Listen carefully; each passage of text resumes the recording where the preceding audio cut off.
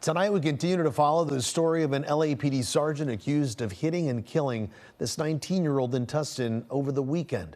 Police say he was under the influence and took off from the scene before eventually being arrested at an LAPD station.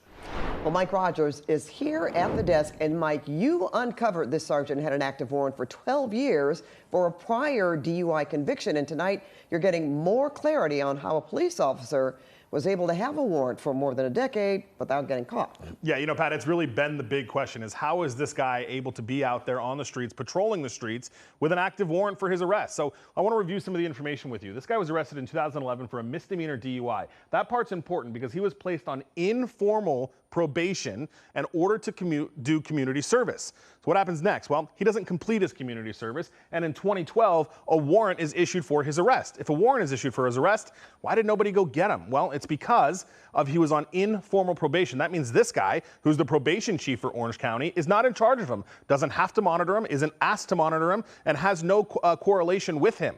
So whose job is it to go get him when he has a warrant? Well, really, nobody. I asked the chief about that today. The state has systems in place to notify law enforcement agencies when an employee gets arrested, but not necessarily if a warrant were to get issued, like in this case. Is that something you think should change? Should the court be mandated to notify people when there's a warrant? I mean, I know this is such a specific case because we're talking about a law enforcement officer, and obviously it's not feasible. Not everybody has jobs and somebody to tell that to. But in a situation like this, should there be a reporting system? There appears to be a gap in the system. So if I think that could be a possible solution, especially for law enforcement agencies. You know, I myself as well, I would want to know if I had an employee in that situation. Again, we take it upon ourselves to monitor those cases if we had a situation like that. But of course, it would be another layer of safety to make sure something like this doesn't happen.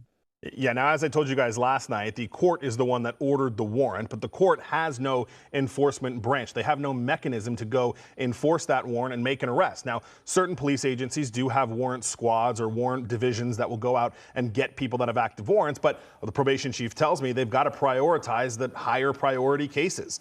And in this situation, this was a first-time offense, a misdemeanor charge, and it probably just wasn't on anyone's radar. And because it was informal probation, they were not under the supervision of the probation department, something that the chief says is a necessary part of our justice system. Informal probation is important, but it says, as you heard from him, seems like there's a gap in the system when it came to this case. And it sure is getting a lot of attention. Yep. All right, Mike, thank you.